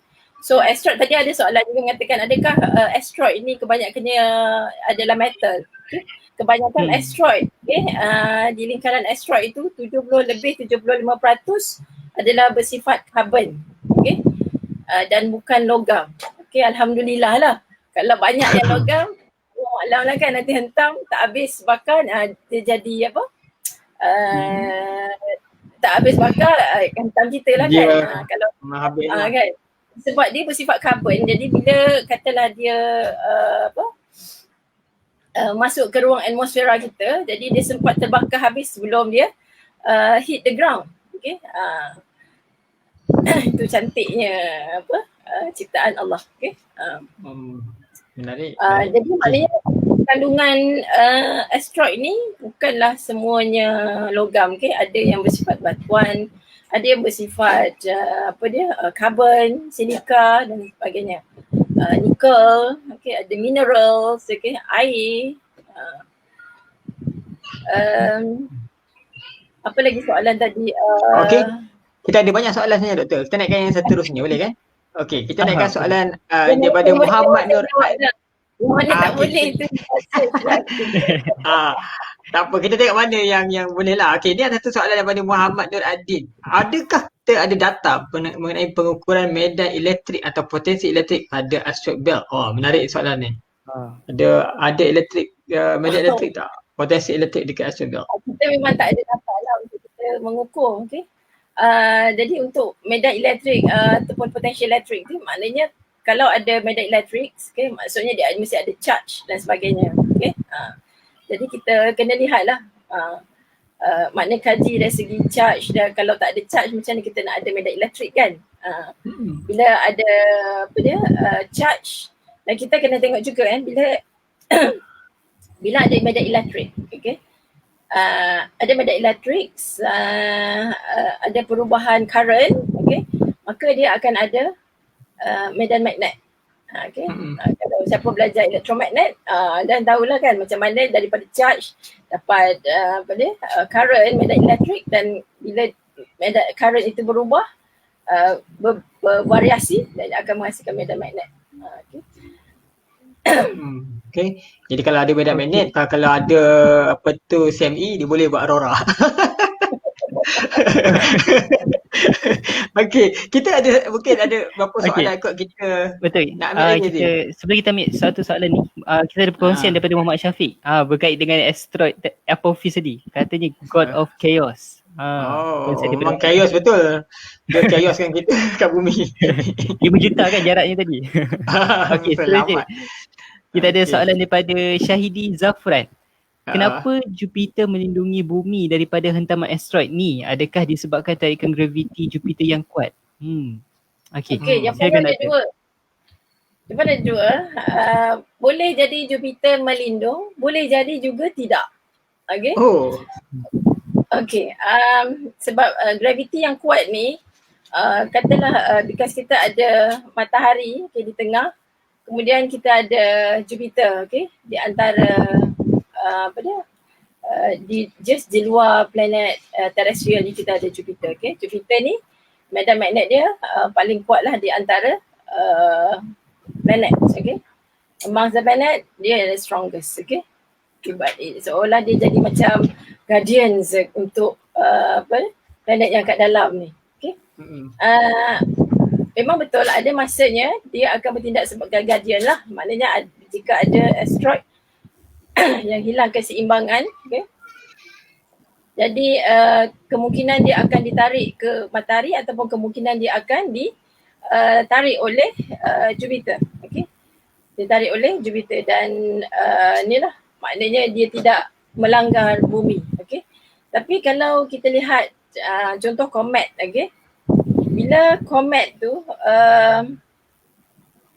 kita nampak maksudnya dia telah mengubah orbitnya ke arah maknanya untuk dia mengorbit matahari, mengitari matahari. Maknanya dia akan dekat dalam masuki ruang inner solar system. So kata dia menghampiri lalu dekat dengan Jupiter. Dekat dengan Jupiter. Dengan mass dia dan gravitational Jupiter, dia mungkin saja boleh mengganggu tarikan Jupiter dan mengarahkannya lebih dekat lagi dengan inner solar system, which is boleh memberi ancaman. Jadi Jupiter ni boleh jadi penyelamat, boleh jadi juga penyebab. Jadi bergantung kepada situasi. Because bukan saja asteroid menjadi ancaman, komet juga boleh menjadi ancaman. Dia macam komet Levi Shoemaker yang langgar Jupiter kan? Kau tahu yang dulu kan? Pesan dia macam dia langgar besar, dia macam bumi tu sebenarnya. Memang kita dapat tengok kan masa tu, saya ingat masa kecil waktu tu tengok semua satu dunia menyaksikan bagaimana Levi Shoemaker tu melanggar dengan Jupiter waktu tu. Kita ada banyak sebenarnya soalan yang berkaitan dengan asteroid ni. Ramai pun yang bertanya soalan ni, Doktor. Ramai yang curious nak tahu juga pasal asteroid ni punya. Kita ambil satu soalan lah daripada adik ni. Adik rasanya kot rasanya. Soalan dia pengakap kan? Mungkin lah. Adik Ainul Nadia. Assalamualaikum Doktor. Saya dari pengakap udara. Negeri Johor. SMK Benut. Betul lah. Sekolah Menengah Kawasan Benut. Adakah asteroid menghasilkan radiasi? Jika ada, adakah ia akan berkesan kepada bumi? Mungkin ni kalau tengok cakap filem-filem fiksyen ni, bila satu benda jatuh ke bumi, dia kena pegang alat yang tengok radiasi tu kan. Adakah pengaruh tu atau macam mana? Okey. Radiasi ni maknanya bahan tu dia ada radioaktif lah kan. Maknanya dia Ah. maknanya dia punya apa? Unsur dia tu masih lagi tidak stabil kan. Dia ada radioaktif, ada radiasi. Okay. Dan kita tahu bahawa asteroid ni adalah unsur-unsur logam. Okay. Jadi kita sebenarnya tak boleh nak pastikan juga sebenarnya sama ada dia ada radiasi ke tak ada ke sebenarnya, because there's billions of batuan dekat sana. Jadi mungkin pergeseran di antara batuan-batuan juga boleh juga menyebabkan berlaku kita panggil evolusi pada material tersebut. Okay. Cuma bila kita fikir bahawa kalau asteroid yang pelanggarannya tidak begitu ketara, jadi mungkin hanya sekadar memberi impact kepada dari segi mungkin dia pecah dan sebagainya, akan maknanya dia melanggar dan dia pecah. Jadi mungkin tidak ada tidak ada radioaktif. Tapi kita ingat bahawa semasa awal pembentukan sistem suria, mengapa suatu planet itu boleh menjadi bulat. Kenapa dia boleh jadi bulat? Mesti kerana kalau kita buat roti kan, roti adonan dough lah. Dough kan. Dough tu. Kita pusing ni kan jadi bulat kan. Dalam konteks planet ni, maknanya permukaan planet dia dia mencair. Dia mencair dan dengan tarikan graviti ke arah center, so menjadikan maknanya objek yang mencair tadi jadi dia akan jadi sphere. Tapi soalan dia, kenapa dia boleh mencair? Mesti ada suhu yang cukup untuk mencairkan planet tu. So bila dia mencair, so material di dalam planet ni dia akan differentiate. Maknanya yang berat itu berada di tengah dan disusun. Disusun. Jadi yang paling ringan itu berada di luar dan menjadi teras. Dan kemudian dia akan menyejuk. Tapi soalannya, bagaimana dia boleh ada suhu yang tinggi, dia boleh mencair. Jadi antara pengkajian dan teori untuk menerangkan proses tersebut adalah proses hentaman itu terdapatnya radiasi, terdapatnya radioaktif yang memberikan suhu yang tinggi, menjadikan planet itu suhu yang tinggi. Jadi bila suhu tinggi, all the elements mencair, dan disebabkan oleh mass dan ada gravity yang bertindak ke arah center, menjadikan objek itu menjadi sfera. Menjadi sfera. Dan kemudian proses penyejukan. Proses penyejukan dan menyebabkan yang luar tu akan menjadi keras. Menjadi panggil keras. Keras. Dan yang menariknya lagi, bila kita sebut tentang radiasi ni, di awal penciptaan pembentukan sistem suria, sebab asteroid kan dia berkaitan dengan pembentukan sistem suria, maknanya daripada nebula, nebula ni apa dia? Adalah daripada debu-debu gas. Gas ni terdiri daripada elemen-elemen unsur, yang mana kita tahu bahawa apabila sebuah bintang itu mati secara supernova, secara supernova maknanya dia sampai peringkat menghasilkan ferrum, peringkat dia menghasilkan ferrum dan kemudian proses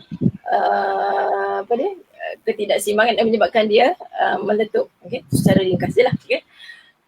Jadi maknanya bila dia meletup tu, dia akan menghamburkan semula elemen-elemen yang terhasil dalam masa proses evolusinya tadi ke dalam interstellar medium, ke dalam interstellar medium, dan dapat maknanya dia akan kembalikan semula elemen tadi ke dalam interstellar medium, dan antaranya akan menjadi bahan unsur untuk pembentukan bintang dan antaranya adalah pembentukan sistem suria. Jadi maknanya di dalam nebula itu sendiri sudah ada elemen-elemen yang tertentu dan dengan elemen tersebut pembentukan sistem suria berlaku, maka ada yang ada terdiri daripada ferrum, maknanya bila ada berlaku pelanggaran dan sebagainya ada macam di bumi kita ada ferrum kan, kita ada besi di bumi. Sebenarnya kalau nak ikutkan besi tu kita tak boleh hasilkan di bumi kan. Kalau kita tengok macam mana proses evolusi bintang, bintang tu memerlukan minimum antara 8 ke 10 solar mass dia. Wow, Jisim matahari 8 ke 10 kali jisim dia untuk membolehkan dia menghasilkan ferrum. Okay. Jadi maknanya besi tu kita tak boleh hasilkan dekat bumi. Okay. Sebab tu dalam ayat Al-Quran surah Al-Hadid tu Allah turunkan besi kan. Allah turunkan besi kan. Jadi Doktor, kita apa ada yang bertanya, ingat je bertanya menjawab soalan tu daripada escort ni. Doktor tanya pasal tu. Kebetulan dia baru tanya, doktor dah menjawab ni. Okay, dalam surah Al-Hadid. Sebab itu Allah turunkan besi tu. Jadi kalau kita kaitkan dengan fenomena pembentukan bintang, dengan bintang yang meletup tadi, dia menghamburkan balik semua elemen-elemen termasuk besi ke dalam interstellar medium. Maknanya dia akan menjadi nebula yang akan membentuk sistem suria. Okay. Dan adanya pelanggaran yang membentuk bumi. Okay. Dari pelanggaran itu, maka mungkin ferrum itu terhasil daripada proses pelanggaran tersebut lah. Maknanya dia dapat daripada pelanggaran tersebut. Okay. Jadi maknanya dia diturunkan. Okay. Menarik. Sebab kan maknanya memang kalau nak pergi melombong besi dengan banyak, pergilah ke angkasa kan, begitu kan? Boleh jadi. Kita pun dah boleh melombong dekat sana. Mungkinlah doktor, sebelum beberapa soalan terakhir kan, mungkin ramai jugalah yang nak tahu kan. Doktor buat kajian tentang asteroid, mungkin doktor boleh ceritakan sikit lah apa yang doktor kaji itulah, mungkin untuk masyarakat kita yang mendengar tahu apa yang doktor kaji tentang asteroid. Okay, tadi kan saya ada cakap saya akan sharekan bagaimana data asteroid. Okay, data asteroid bila kita lihat dalam kamera. Okay, saya sharekan sekejap ya. Okay, doktor sharekan.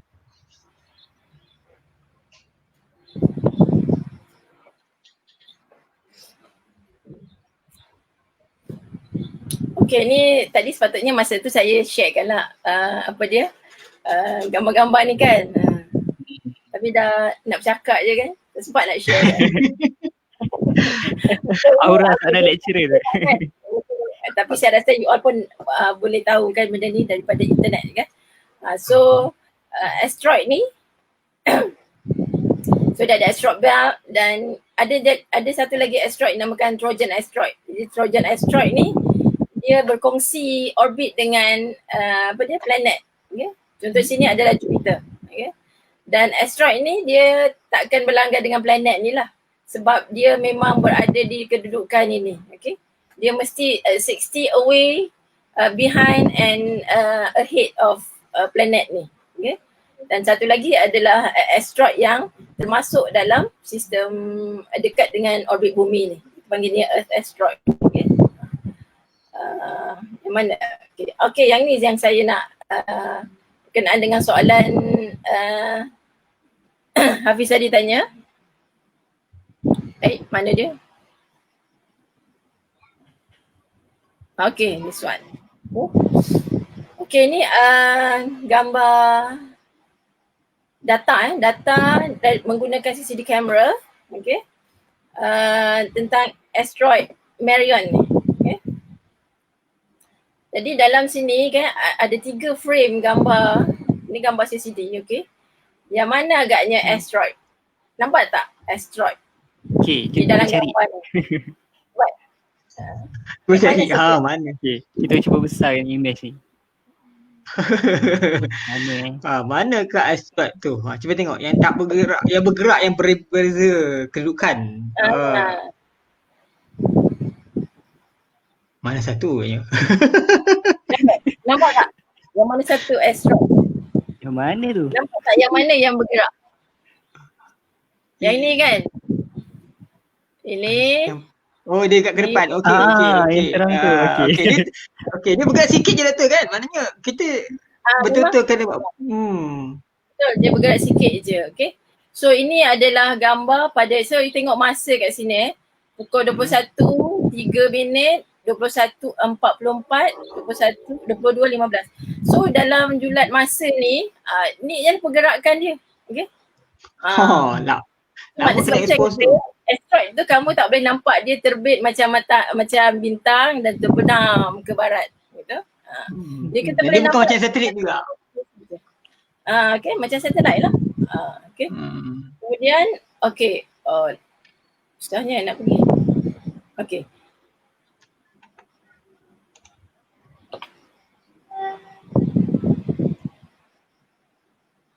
Okay, yang ini Ini asteroid Kuroshio, okay. So dalam ni memang boleh perasan ke? Tak perasan kan? Okay. So yang terang ni semua adalah bintang, okay. So asteroid tu dia sangat malap. Jadi dia possible yang ini. Okay. Very deep. Okay. Jadi ini adalah gambar image yang kita dah negatifkan dia.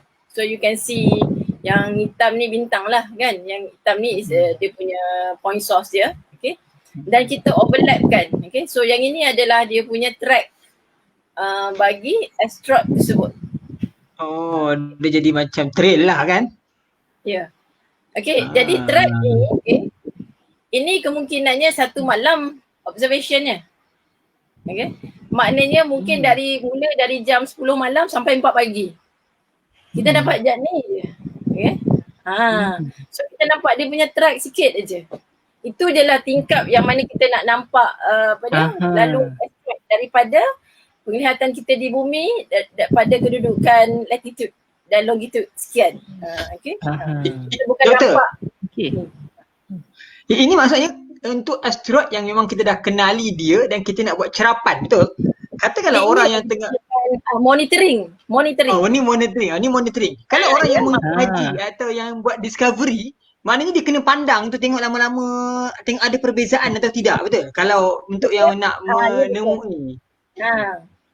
Maknanya lama kita tu. akan bandingkan.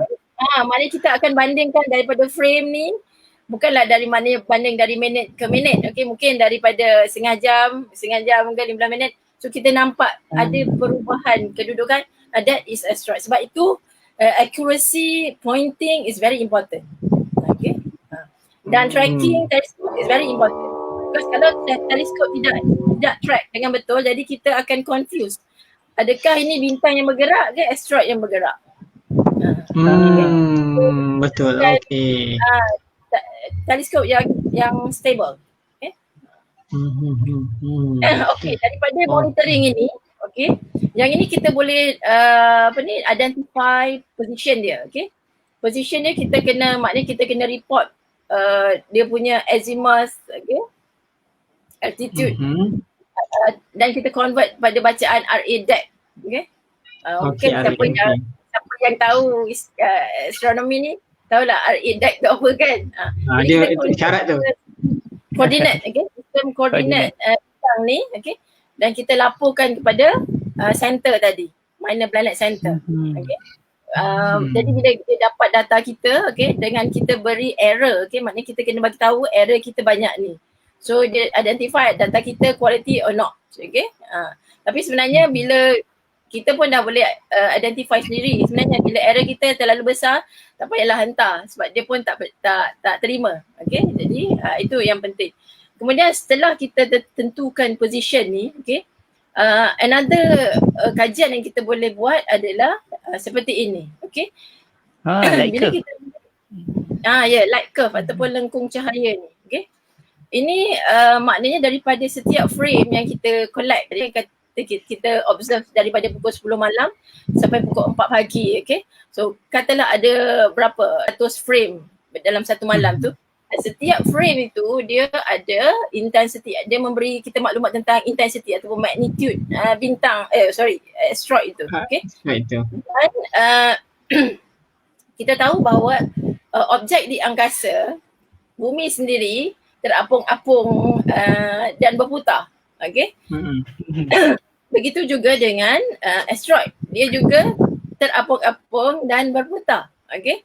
Jadi maknanya dia punya rotation spin tadi tu, dia akan berputar kan, dan menyebabkan kadar pantulan dia tu berubah, okay, dari masa ke semasa, tengok arah cahaya kedudukan dia dengan matahari. Jadi yang berubah di sini adalah nilai magnitude dia. Okay, nilai magnitude dia. Jadi apa maklumat yang kita boleh dapati daripada perubahan magnitude ni adalah maknanya magnitude ni adalah perubahan cahaya yang reflect daripada asteroid. Okay, sebab kita nampak asteroid tu kerana dia reflect cahaya kepada kita. Okay, dan juga dia punya ni lah bentuk dia. Okay, kalau katalah kita fikirkan bentuk lonjong, okay, asteroid tu bentuk lonjong, dan bila dia spin, okay, dia berputar pada paksi dia, okay, bukan berputar yang mengelilingi tu tak, dia berputar pada paksi dia. Katalah satu malam tu dia ada punya apa kita panggil orbital period dia kan, dia punya spin rotation dia. Katalah permukaan yang panjang itu menghadap ke matahari dan reflect kepada kita, okay? Sebab kita waktu malam masa tu dia menghadap ke matahari, reflect kepada kita, kita nampak permukaan dia yang lonjong. Jadi maknanya kadar cahaya yang reflect pada kita tu lebih banyak daripada permukaan dia yang yang tak lonjong. Contoh macam ni lah kan. Yang ini kita nampak lebih banyak, okay? Jadi bila dia spin ni, magnitude dia, kadar reflection dia akan berkurang, okay? Jadi maknanya kecerahan dia akan turun, okay? Kemudian bila dia pusing macam ni pula, okay, dia akan bertambah, dia akan nampak dalam bentuk okay? Okay. Jadi itu kalau bentuk lonjong, kalau bentuk kentang, bentuk itik yang kita tahu macam-macam bentuk dia kan. Jadi dia akan jadi variasi kepada lah magnitude dia. Mana saya punya slide tadi. Okey. Okey, ni. Itu dia like lengkung cahaya ni perlu banyak. Okay, perlu banyak lengkung cahaya, bukan sekadar satu kita dah boleh ni bentuk dia panjang, ni bentuk dia tak. Kita perlu banyak, beribu-ribu lengkung cahaya. Kita perlu untuk generate bentuk sebenar asteroid tu. Jadi maknanya untuk mengenal pasti bentuk sebenar satu asteroid, kita banyak menggunakan konsep lengkung cahaya ni lah. Sebab kan kita nampak daripada langit, kita nampak dia seorang titik je kan. Dan mungkin jauh, kalau kita nak pakai radar pun mungkin terlalu jauh kan. Tapi dengan menggunakan lengkung cahaya ni baru kita boleh andaikan bagaimana rupa sebenar apa tu asteroid tu. Dan maknanya kita perlu lengkung cahaya yang banyak dan baru kita boleh generate dia kepada bentuk. Adakah doktor, bila sebut lengkung cahaya, adakah kita buat spektrograf pada cahaya tu juga? Kita guna teknik fotometer. Okay? Fotometer. Teknik fotometri. So kita guna CCD kamera pun sudah cukup kan. Tapi perlu diambil menggunakan filter yang tertentu lah. Contoh filter merah ke ataupun filter biru. Dengan kita mengambil filter yang berbeza, okay, kita dapat satu lagi maklumat. Bila kita tolakkan nilai magnitude tu, adakah nilai dia negatif ke, nilai dia positif ke? Okay? Sebab kita boleh tahu kadar kalau katalah kita ambil menggunakan filter merah, okay? Filter merah dengan filter biru, okay? Bila filter merah kita dapati intensity dia tinggi, okay? So maknanya magnitude dia terang, okay? Magnitude dia terang. Dan biru kita dapati bacaannya kurang. Jadi bila kita tolakkan, okay, kita dapat perbezaan, maknanya katalah B kita tolak dengan R, okay, tolakkan B. Jadi kita tolakkan magnitude yang yang lebih tinggi, sebab lebih tinggi kan dia lebih malap kan. Kita tolakkan dengan satu magnitude yang lebih rendah sebab dia lebih terang, so kita dapat nilai positif. Okay. Kat situ memberi kita nilai bahawa bila nilai positif, dia punya reflectance pada gelombang merah ini lebih Okay? Lebih banyak asteroid dia kat situ. Maknanya dia akan memberi input dari segi suhu. Okay? Suhu. Okay?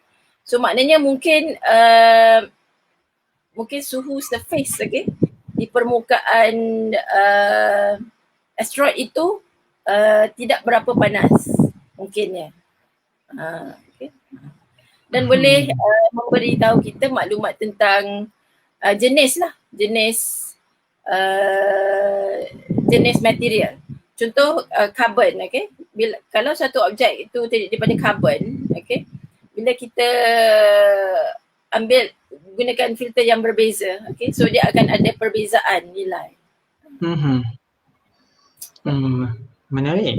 Banyaklah follow up kajian daripada pengimejan kita menggunakan CCD kamera tu.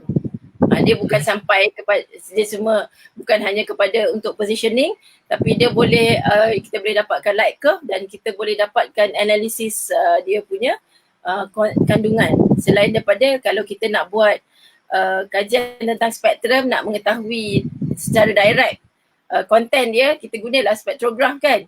Tapi kalau kita ingat magnitude 19 contohnya lah asteroid 19, kamu nak guna spektrograf berapa besar teleskop kamu nak guna?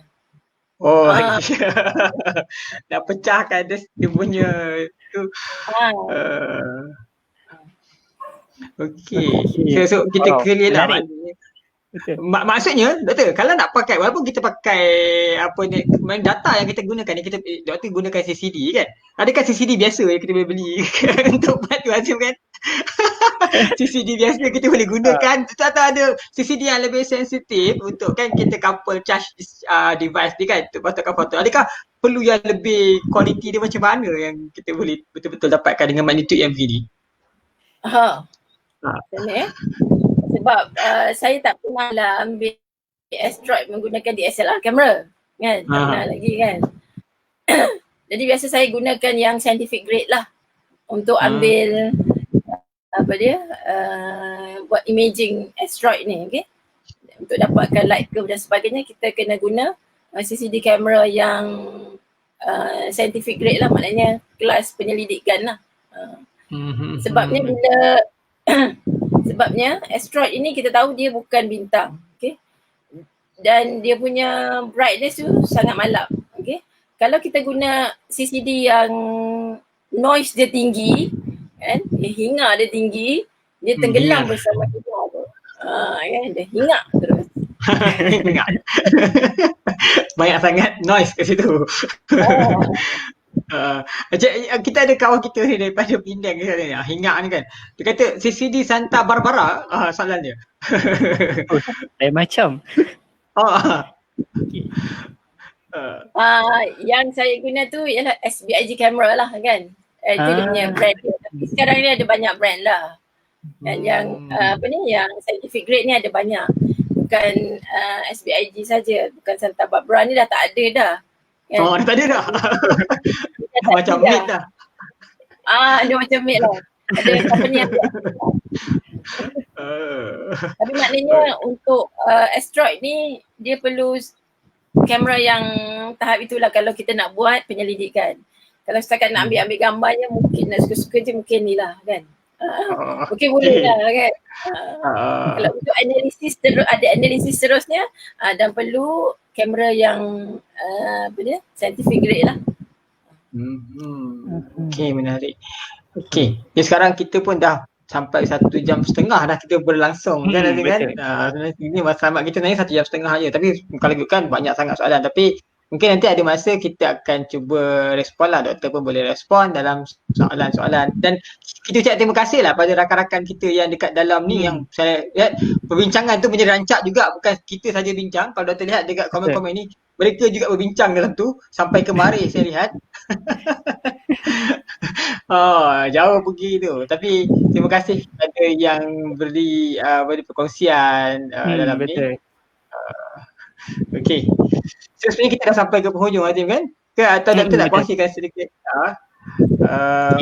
Itu kan kita dah sampai ke penghujung. Mungkin sebelum kita pergi penutup lah, mungkin doktor ada sepatah dua kata untuk buat kesimpulan daripada topik perbincangan kita tentang batu dari langit. Okay,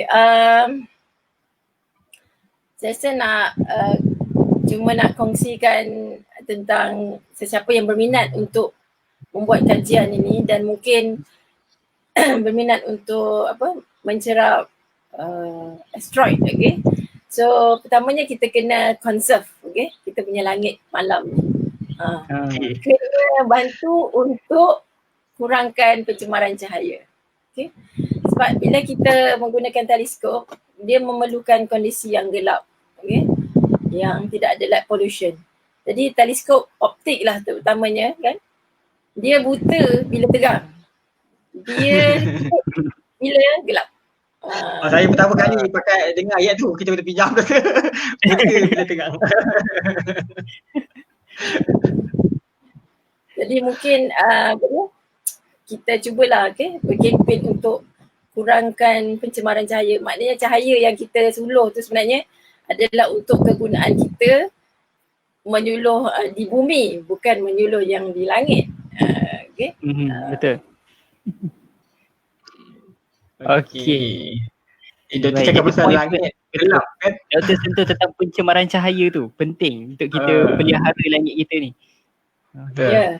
Okay. Terutamanya di kawasan-kawasan yang ada balai cerap dan teleskop yang besar, okay, perlu ada satu usaha untuk mengekalkan keadaan langit malam yang gelap, okay, yang tidak ada pencemaran cahaya.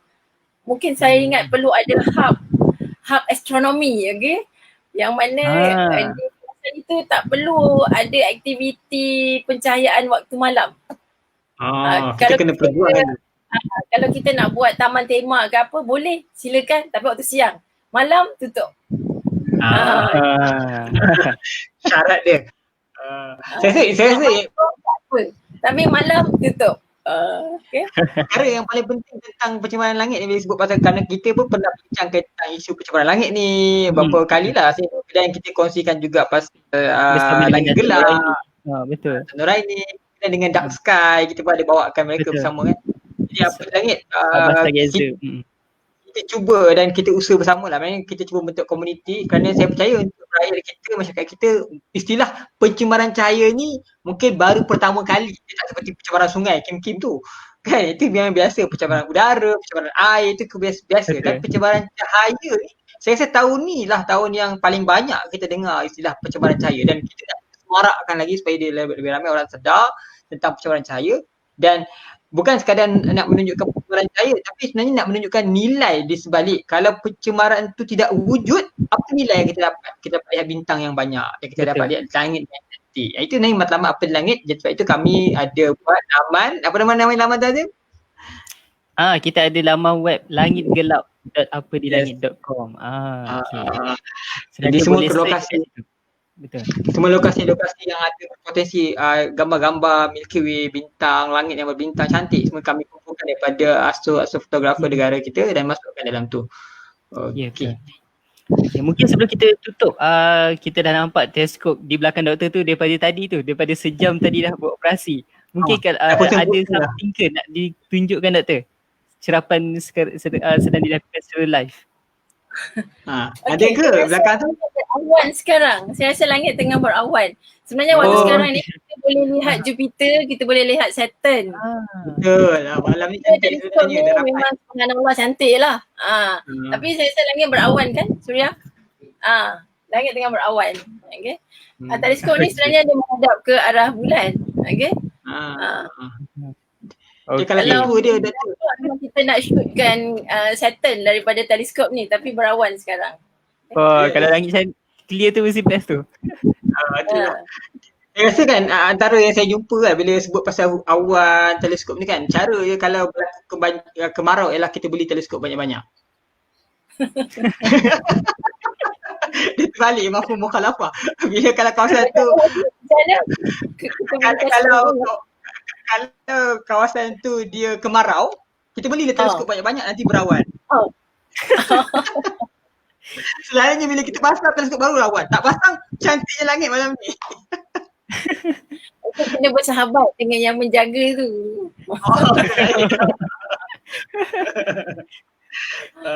Okey, baik. Satu lagi kan Hafiz, Azim, bila ada balai cerap ni sebenarnya kita kena pantau selain daripada light pollution ni, kita kena tahu juga pattern langit tu macam mana. Maknanya dalam setahun tu bila masa dia terang, bila masa dia tak hujan apa semua. Jadi kita boleh dapat the whole year punya gambaran pada balai cerap lah. Balai cerap yang apa? Yang memang dedicated for research terutamanya. Okey, menarik. Okey doktor, kita sebelum kita tutup, kita ada permintaan daripada Brunei. Cik Azhari kata kasih bawalah orang kat belakang balik observatory tu sekali masuk live. Dia nak tengok siapa yang bersama dengan doktor ni sekarang. Kita ada Tim doktor.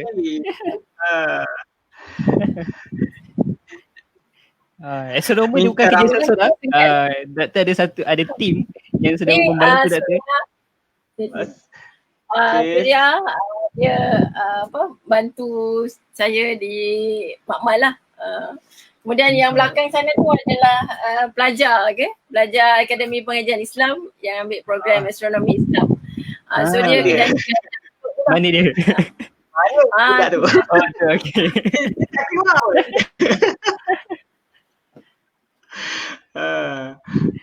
Okey. Baik. Okey. Jadi seperti doktor ada bagi tahu kan tadi salah seorang yang ada tu adalah juga pelajar astronomi Islam daripada Universiti Melaya dan juga pembantu doktor di Makmal. Jadi kalau untuk kita mungkin ada kalangan student yang sedang menonton, jadi kalau mungkin sesiapa yang teringin nak cuba bidang ni dalam astronomi, sains angkasa selepas SPM, inilah Universiti Melaya lah antara salah satunya yang memperkenalkan adanya bidang ni. Kita ada bawa fizik, kita ada juga bawa pengajar Islam. Betul. Wow. Ya betul. Betul Azim, Hafiz. Di Universiti Melaya kita ada satu program nama dia Syariah dan Astronomi Islam, di mana mereka akan belajar syariah dan ada value added lah, iaitu pengajian tentang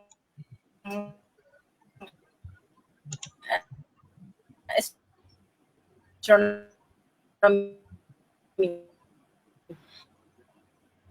Jadi astronomi ni bukan hanya untuk mengkaji bintang, tapi mengetahui tentang kiblat, tentang yang berkaitan ya dengan astronomi. Untuk Jabatan Fizik sendiri satu kursus yang khusus astrofizik buat masa ni sebab kita tak ada cukup kekitangan untuk mengajar. Tapi kalau mereka yang berminat untuk dalam ini, biasanya pelajar akan mengambil kursus fizik, kemudian dia membuat final project astronomi, dan jika dia berminat dia akan sambung pengajian master dia dalam astronomi dan seterusnya. Jadi kita hanya buka pada post study lah untuk astronomi. Jadi siapa yang bercita-cita kan nak menjadi penyelamat bumi, boy, tu dia. Boleh bersama dengan tim doktor untuk jadi penyelamat bumi mencari asteroid. Sebab ayat penyelamat bumi saya teringat terus boy. Okey. Jadi kita pun dah sampai dah ke ujung rancangan kita. Kita usahakan. Betul. Selain daripada untuk kita menambah pengetahuan. Betul. Okey, baik. Kita dah berkali okey dah ni. Berapa kali okey. Kita boleh wrap up dah sekarang. Jadi saya ucapkan kami bagi pihak Penerangi dan juga semua yang menonton mengucapkan terima kasih banyak-banyak kepada Dr. Naz dan juga timnya yang membantu dalam kita punya sesi live FB khas bertajuk Asteroid Days. Sempena Asteroid Day dengan tajuk Batu dari Langit, Manfaat dan Ancaman kepada Manusia. Jadi terima kasih yang komen, kepada yang berkongsi, yang share dan juga kepada yang bertanya. Terima kasih banyak. So kita jumpa lagi di next siri yang akan datang, insyaAllah kita bawakan dengan topik-topik yang Tajuk berbeza. dia lebih menarik lagi. Saya rasa kita ada banyak topik yang menarik yang kita nak bincangkan. Nanti Bila kita nak insyaAllah bawa batu dari langit, mungkin kita nak bawa apa pula daripada langit? banyak yang kami untuk memudahkan kita punya follower dan fan apa di langit, kami nanti insyaAllah akan senaraikan lah untuk supaya ada jadual kan untuk kita ini tahu apakah yang kami akan bawakan dalam masa sebulan, program-program ataupun bual bicara, dan kita akan pergi terus mendalam dan kita cuba mencari tokoh-tokoh astronomi negara kita, seperti contoh macam Dr. kan. Dan kita nak tunjukkan mereka dan kongsikan kepada masyarakat tentang apakah sebenarnya yang dilakukan projek ataupun aktiviti ahli astronomi. Kebanyakannya bila banyak astronomi kita akan dapat lihat astrofotografi, pencerapan. Jadi dari segi saintifiknya, dari segi kajian ilmiahnya, intelektualnya bagaimana pula. Jadi saya rasa wajar kita kongsikan kepada masyarakat kita. Ya, betul. Jadi untuk dapatkan input berterusan daripada kami, teruskan like, share dan subscribe Apa di Langit di Facebook, Instagram, Twitter, Telegram dan juga YouTube Apa di Langit. Dan sebelum kita tutup, kami nak maklumkan kita bukanlah baru tapi agak lama, tapi kita nak highlight pada malam ini Apa di Langit melancarkan volunteerism, program kesukarelawanan dalam bersama Apa di Langit. So sesiapa yang nak tahu lebih lanjut tentang program volunteerism Apa di Langit, boleh layari boleh layari apadilangit.com website. Okay, so cari je di situ dan boleh terus daftar di situ. Percuma, tak ada bayaran. Betul, percuma tanpa bayaran, gratis saja Pak. Okey, kita kita ialah ada request. Sebabkan mereka ni akan kongsi yang rakan kerjasama kita. Saya rasa kita wajib kongsikan jugalah. Kita wawakan secara awal, iaitu kita wawakan awal. Bukan yang ni, kejap kita wawakan yang ni. Okey. Daripada pengakap udara. Saya tu kita nampak banyak sangat pengakap yang masuk malam ni kan. Kami alhamdulillah bekerjasama dengan pengakap udara, pengakap Malaysia dan sebagai pengakap udara, pengakap laut. Kita akan bersama menganjurkan World Space Week. Yes, yang akan berlangsung pada bulan Oktober 4 hingga 10. Dan hashtagnya adalah Bangsa Angkasa. World Space Week dan hashtag Bangsa Angkasa. Sekian tu sahaja daripada kami. Saya co-founder Apa di Langit, Amirul Hazim, dan bersama saya Hafiz Murza, founder pada Apa di Langit, mengucapkan terima kasih kepada semua. Dan terima kasih Doktor. Betul. Bersama dengan kalian malam ni. Okey. Assalamualaikum warahmatullahi wabarakatuh.